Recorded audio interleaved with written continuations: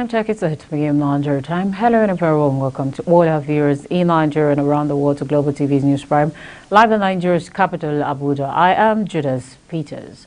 President Bola Tinubu has approved the appointment of Ambassador Desmond Akao to serve as a Federal Commissioner of the Revenue Mobilization Allocation and Fiscal Commission, RMAFC, pending the confirmation of the Nigeria Senate. The new RMAFC Federal Commissioner, who represents Rivers State, is being appointed following the tragic demise of the immediate past RMAFC Federal Commissioner from Rivers State, Azondu Temple, earlier this month. The president asked the new federal commissioner to deploy his robust experience across ties of government towards the comprehensive reformation of processes that will ensure the most efficient and productive utilization of allocation to all three ties of government in Nigeria. As the Vice President Kashim Shettima presided over the National Economic Council NEC meeting at the State House, Abuja. The meeting was held at the Council Chamber of the Presidential Villa. The Council, which is comprised of the governors of the 36 states of the Federation, also has ministers in charge of the Federal Capital Territory, FCT, and Finance, as well as the Governor of the Central Bank of Nigeria, CBN, Group Chief Executive Officer of Nigeria National Petroleum Company Limited, NNPCL, and some others as members. Queen Agaba completes the report.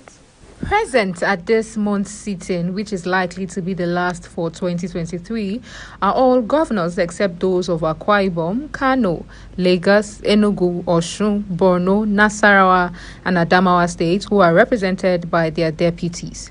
The National Economic Council, NEC, was established by the provisions of the Constitution of the Federal Republic of Nigeria, 1999, as amended, Section 153, Subsection 1 and paragraphs 18 and 19 of Part 1 of the Third Schedule. The Council has the mandate to advise the President concerning the economic affairs of the Federation, and in particular on measures necessary for the coordination of the economic planning efforts or economic programs of the various governments of the Federation. Top on the agenda is the issue of ecological and security challenges in the country, as well as taking resolutions on economic matters. A bill seeking to give legal backing to establish the Bitumen Development Commission of Nigeria has passed second readings on the floor of the Senate in Abuja. Sponsored of the bill, Senate Jimo Ibrahim says the piece of legislation seeks to provide a legal framework for the promotion of research, study and exploration, development and utilization of locally sourced bitumen in Nigeria. Sandra Akpa completes the report. In his lead debate, the Ondo South senator explained that investment on bitumen is of immense benefit to Nigeria, being a $147 billion industry. Senator Ibrahim, however, noted that the only way for Nigeria to benefit from it is to establish a commission to become one of the 5 countries in the world who currently explore bitumen. According to the lawmaker, the product can help address the nation's economy as well as dwindling price of crude globally. For regulatory framework is very, very important. The need to diversify the economy by instrumentality of law, not by directive, not by executive order, but by law. Even if we are to borrow money to develop bitumen today, there is no legal framework. So nobody can borrow us money when there is no any law. Even if we are to develop it and bring international skill, there is no law. We don't have any law. There is nothing can develop without law. And that is why this chamber is set up. This is why we are here by constitutional commandment to ensure that we do the needful, to ensure that we participate, Mr. Senate President, for 110 billion bitumen market in the world. How can we as a nation be having second largest depository of bitumen? Contributing to the debate, some lawmakers stressed the need for the diversification of the nation's economy, stating that the country is well endowed in bitumen, which required robust legislation that would turn the sector to the advantage of Nigeria. The bill is all about drawing attention to an important area that has been neglected, an area that has a potential of earning $110 billion, as stated in the statistics that has been distributed to us. And besides, we all know the crisis in the construction industry, particularly with respect to the scarcity and the prohibitive cost of cement and its byproducts. Bitumen is critical not only to the road network, but to the economic growth of Nigeria. Mr. President, I want to also say that there's need to diversify this economy.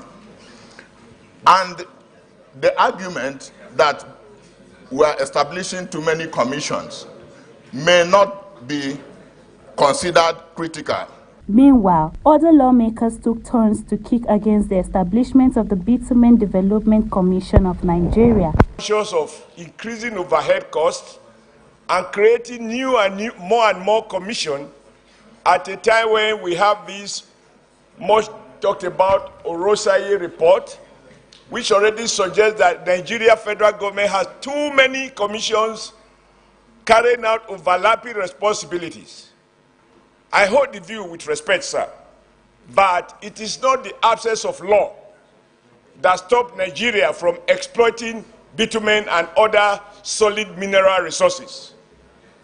It has to do with the will of the executive and the commitment of government to exploit all resources, whether liquid or solid. My worry is that bitumen is nothing but heavy oil. Therefore, I do not think that it is outside the remit of the Petroleum Act for us to create another institution just because of bitumen. It's nothing but heavy oil. It's part of petroleum, which means that all we need to do is to recognize it within our laws and then exploit it in the manner that exploitation is done of all our petroleum resources. After the bill scaled through second reading, President of the Senate, Godswill Akpabio, referred the bill to the Senate Committee on Solid Mineral to avert in 2 weeks in plenary for further legislative inputs. Having read this bill for the second time, it is now referred to the Committee on Solid Minerals to report back to the Senate in 2 weeks.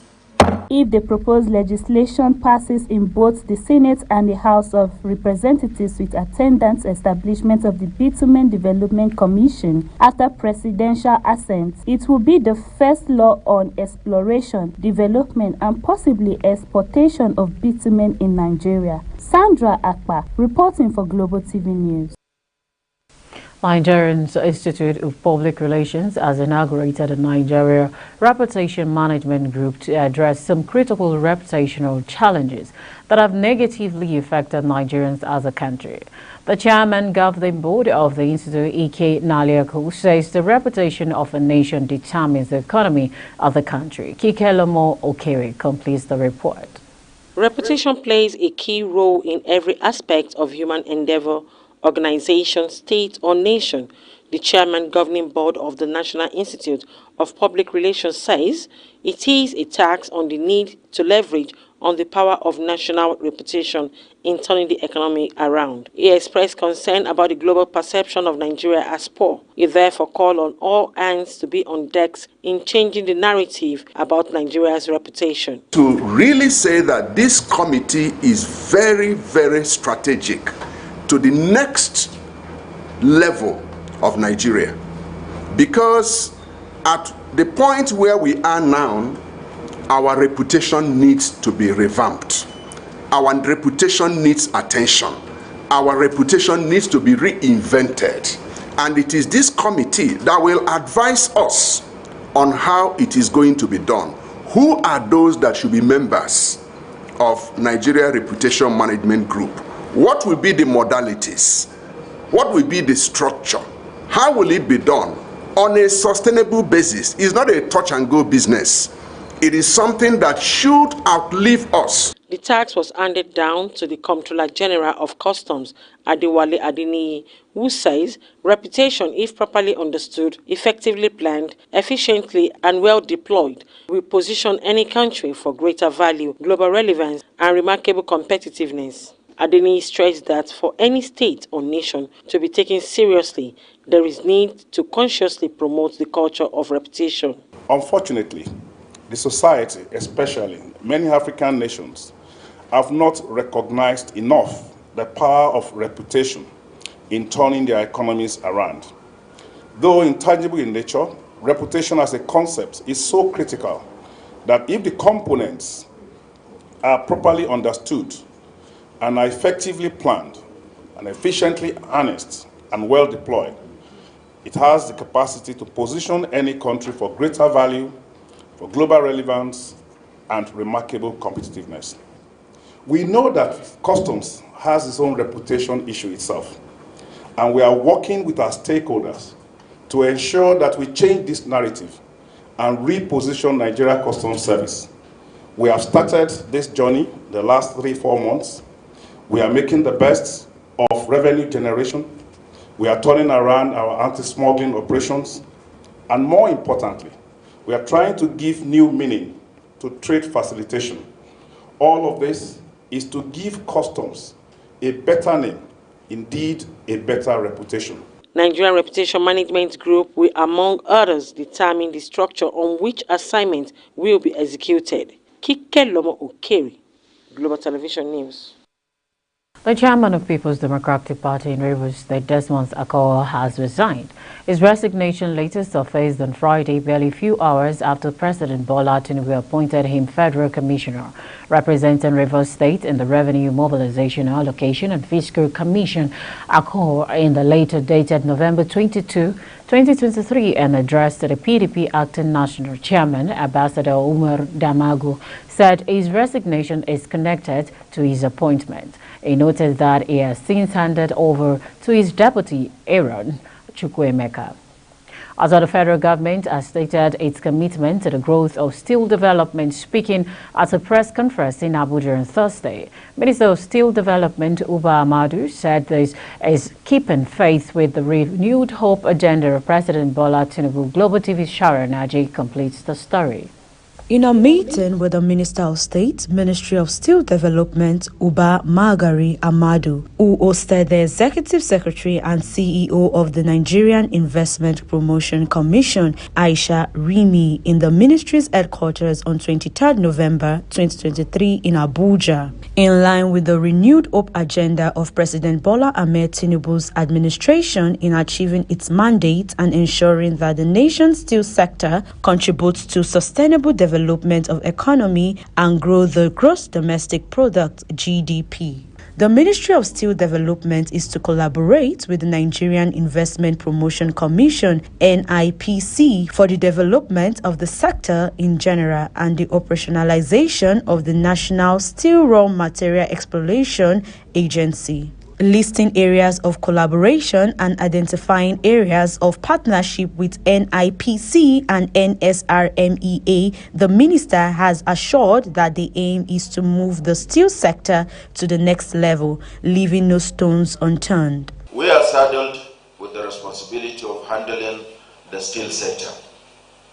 This is one sector that's very there to our president's agenda, our nation's agenda, the renewed hope agenda, and we are leaving nothing to chance to make sure that we take it to the next level, such that by the time we exit, I keep emphasizing because definitely we have exit dates. By the time we exit, we'll have made some mark, moved it from where we met it to where it should properly be in the scale of things in this country. Speaking also at the event, the Permanent Secretary, Ministry of Steel Development, Mary A. Ogbe, while expressing optimism that the collaboration between the Ministry of Steel Development and the Nigerian Investment Promotion Commission, NIPC, is a step to the right direction. It is you and I that he has given the mandate to do so.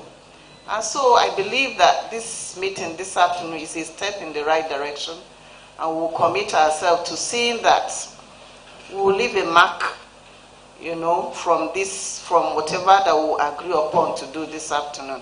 You can count on us that whatever investment that will be done will not be a waste. We will see to it that we leave a legacy based on our deliberation this afternoon. The CEO of Nigerian Investment Promotion Commission, Aisha Rimi, stated that the government needs to work as a team to achieve a workable Nigeria. Government really ought to work as a team, as a whole. We are all, after all, like my sister has said here, the Permanent Secretary, determined to make Nigeria work. So whichever way we can make it work, if it's through collaborations like this, if it's facilitating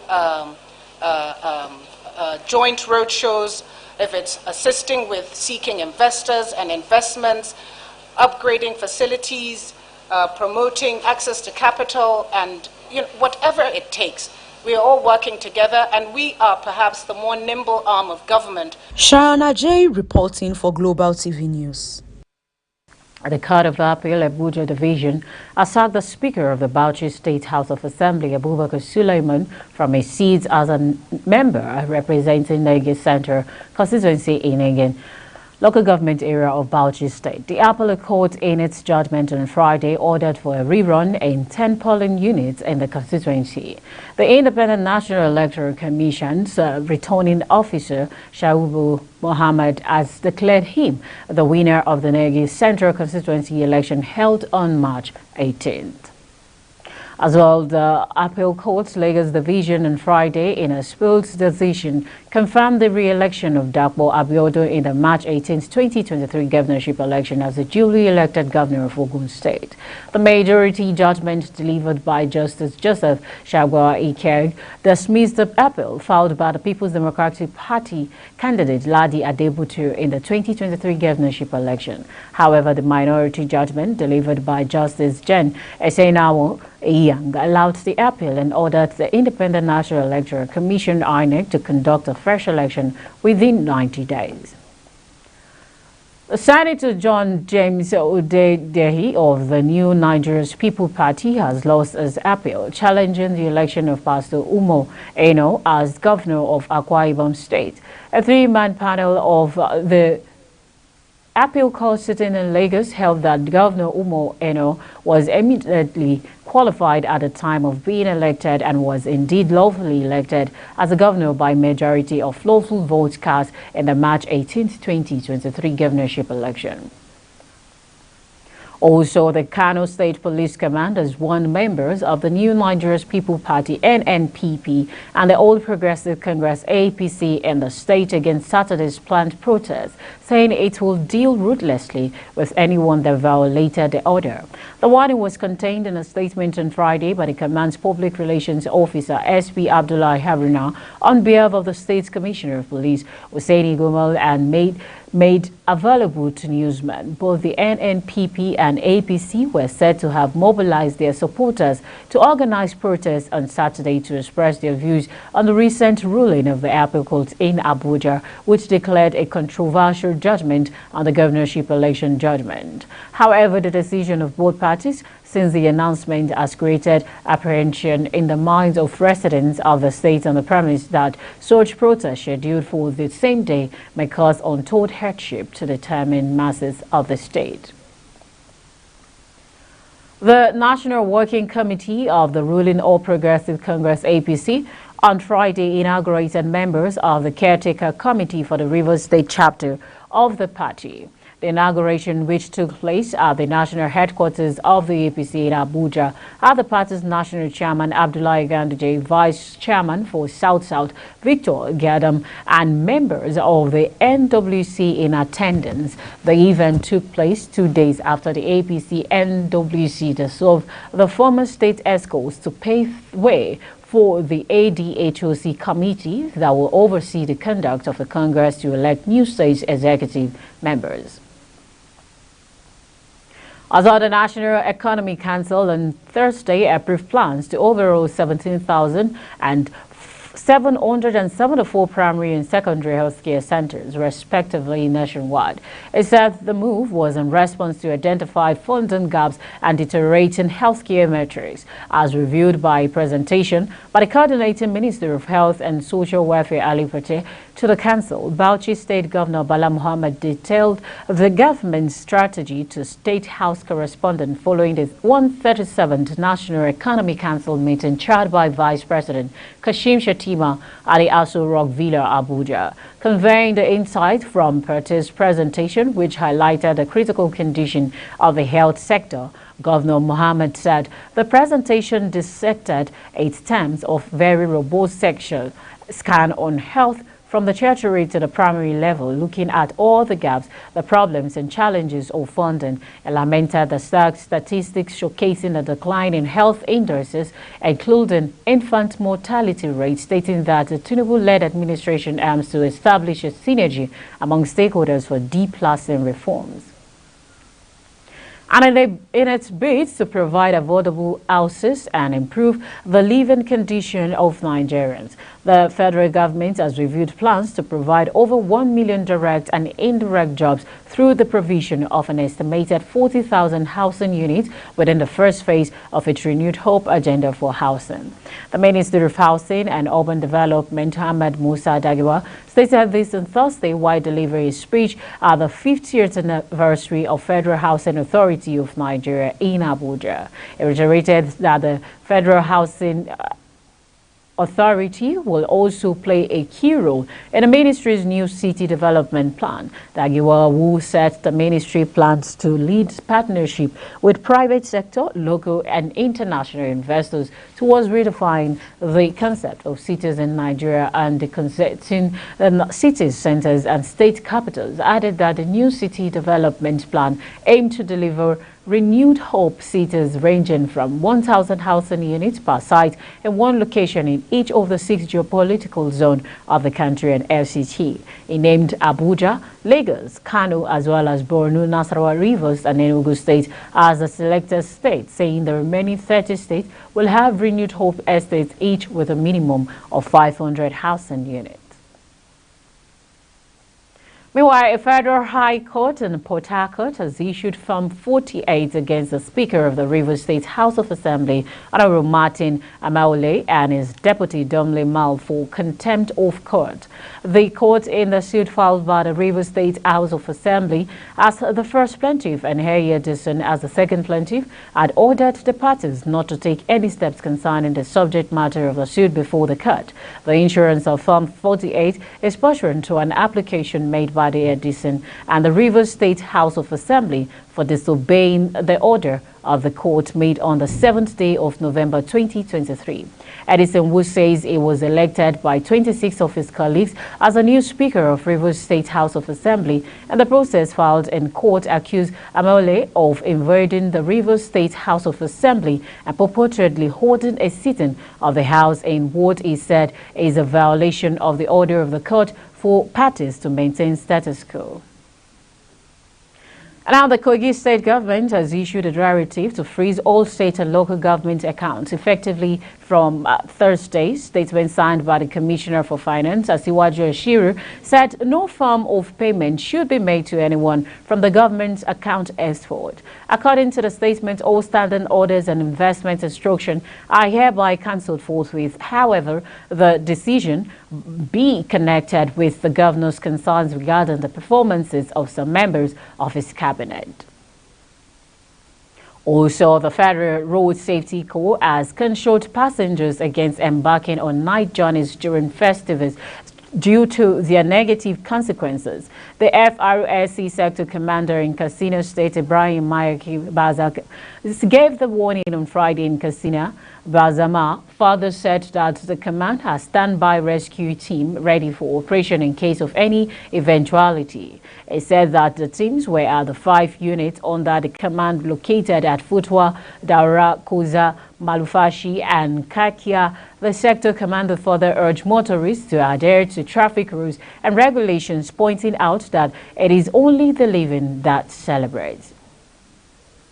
You're watching Global TV's News Prime, coming to you live from Nigeria's capital, Abuja. We're in StarTimes, channel 276. Kindly follow us across our social media platform using the Global TV NG and other handles now showing on your TV screen. We'll be back with more stories for you after the short break. Please don't go away.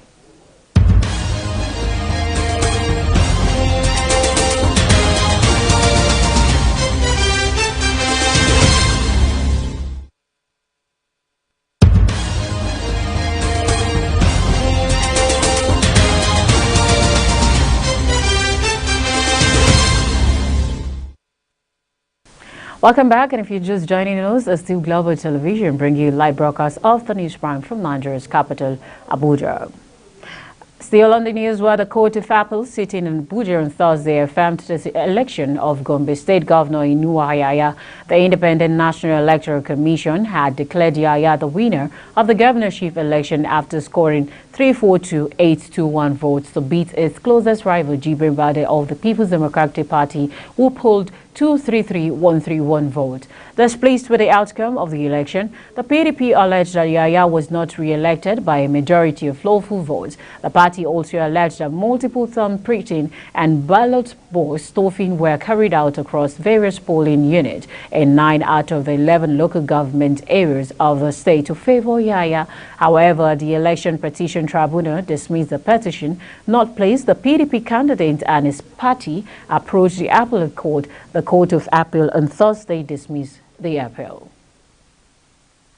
The Federal Road Safety Corps (FRSA) has reported a notable decrease in crashes and resulting fatalities in Zamfara for the year 2023 as compared to the previous year of 2022. The Zamfara Sector Commander of FRSC, Danladi, disclosed this at a news briefing he addressed in Gusau on Thursday. It says that while 95 road crashes were recorded in 2022, a lower figure of 69 crashes was recorded in 2023.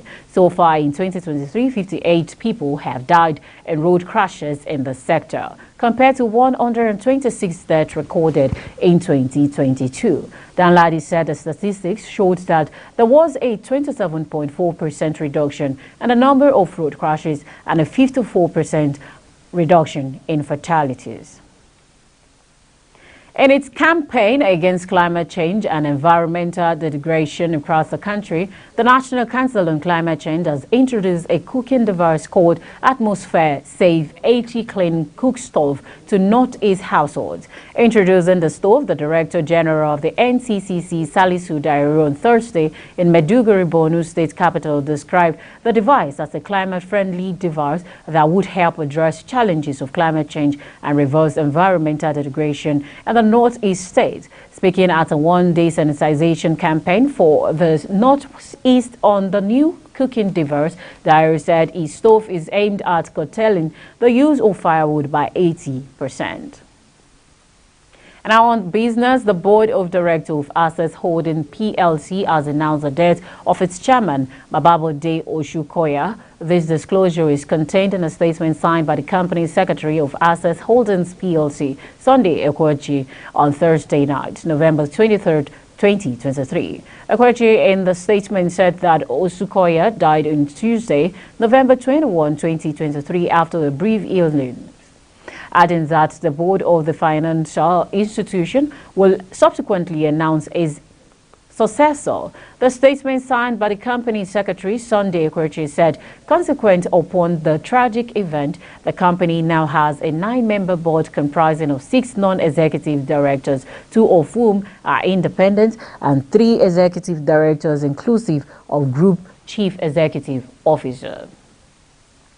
And on the foreign scene, Israel was eagerly awaiting what one official called the miracle released Friday of women and children taken hostage by Palestinian militants during the deadliest attack in the country's history. About 240 hostages were seized when militants from the Gaza Strip broke through the Hamas-ruled territory's militarized border with Israel on October 7th and killed about 1,200 people. According to Israeli officials, at least 10 women and children among those held hostage in Gaza are expected to be freed at 4 p.m., followed by a number of Palestinian prisoners from Israel jails. According to the terms of the truce agreed between Israel and Hamas, the two sides agreed to silence guns and stop bombings for 4 days starting Friday morning in a conflict that erupted after Hamas' murderous raid into Israel on October 7th. And now in sports, Liverpool will become the latest team attempting to storm Manchester City as the Earth Fortress this weekend as Everton focus on Premier League survival following a punishing point deduction for breaching financial rules. Arsenal have a chance to top the table depending on results elsewhere, while Tottenham as high-flying Aston Villa, the two sides had epic battles in the 2018/2019 and 2021-2022 seasons when City piped their rivals by just a single point on both occasions, while the Reds clinches their first league title 30 years in 2020. But Liverpool, revitalized after a below-par campaign last season, have not won a league game at the Etihad since their 4-1 demolition of City in November 2025. The reigning champions by contracts have won 23 matches in a row at home in all competition. As well, heavyweight contender Jarrell Miller hopes to be Anthony Joshua's last opponent over should they face in 2024. Our sports correspondent Sharon Ajay has details.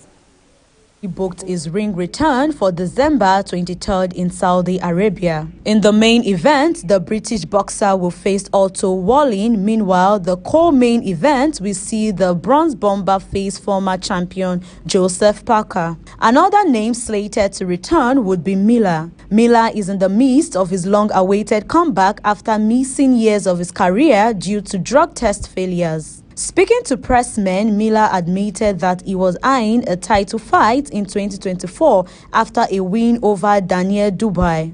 However, he is still hoping to face the British Nigeria in the future. In a different development, world number 1 Novak Djokovic steered Serbian into the Davis Cup semi-finals as he beat Cameron Norrie 6-4, 6-4 to secure a 2-0 triumph over Great Britain in Malaga on Thursday. Djokovic, who beat Sinner to win the ATP Finals on Sunday in Turin before flying to the Costa del Sol, celebrated his landmark 400th week at number 1 with a straight-set win over Norrie. The captains agreed not to play the redundant doubles. Sharon Ajay reporting for Global TV News.